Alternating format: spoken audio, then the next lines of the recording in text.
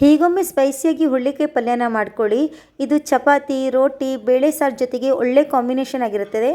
ಇದನ್ನು ಮಾಡ್ಕೊಳ್ಳಿಕ್ಕೆ ಮೊದಲನಾಗಿ ಒಂದು ಕಡಾಯಿಗೆ ಸ್ವಲ್ಪ ಎಣ್ಣೆನ ಹಾಕ್ಕೊಂಡು, ಎಣ್ಣೆ ಬಿಸಿ ಆದಮೇಲೆ ಸ್ವಲ್ಪ ಸಾಸಿವೆ, ಸ್ವಲ್ಪ ಕಡಲೆಬೇಳೆ, ಸ್ವಲ್ಪ ಉದ್ದಿನಬೇಳೆ, ಒಂದು ಚಿಟಿಕೆ ಇಂಗು, ಸ್ವಲ್ಪ ಬೆಳ್ಳುಳ್ಳಿ ಹಾಗೂ ಸ್ವಲ್ಪ ಕರಿಬೇವಿನ ಸೊಪ್ಪು ಜೊತೆಗೆ ಖಾರಕ್ಕೆ ತಕ್ಕಷ್ಟು ಹಸಿಮೆಣಸನ್ನ ಹಾಕ್ಕೊಂಡು 2 ನಿಮಿಷ ಅದನ್ನು ಫ್ರೈ ಮಾಡ್ಕೊಳ್ಳಿ. ಇದೆಲ್ಲ ಫ್ರೈ ಆದಮೇಲೆ ಸಣ್ಣಗೆ ಕಟ್ ಮಾಡಿ ಇರುವ ಈರುಳ್ಳಿನ ಸೇರಿಸ್ಕೊಂಡು 2 ನಿಮಿಷ ಅದನ್ನು ಎಣ್ಣೆಯಲ್ಲೇ ಫ್ರೈ ಮಾಡ್ಕೊಳ್ಳಿ.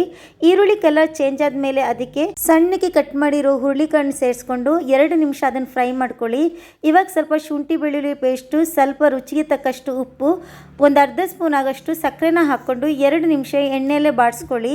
ಹುರುಳಿಕಾಯಿಗೆ ಬೇಕಾಗುವಷ್ಟು ನೀರನ್ನ ಹಾಕ್ಕೊಂಡು ಹುರುಳಿಕಾಯಿನ ಚೆನ್ನಾಗಿ ಸಾಫ್ಟಾಗಿ ಬೇಯಿಸ್ಕೊಂಡು ಅದಾದಮೇಲೆ ಅದಕ್ಕೆ ಸ್ವಲ್ಪ ಕಾಯಿ ತುರಿ, ಸ್ವಲ್ಪ ಕೊತ್ತಂಬರಿ ಸೊಪ್ಪನ್ನ ಹಾಕಿ ಒಂದು 2 ನಿಮಿಷ ಫ್ರೈ ಮಾಡಿಕೊಂಡ್ರೆ ರುಚಿಯಾದ ಹುರುಳಿಕಾಯಿ ಪಲ್ಯ ರೆಡಿ.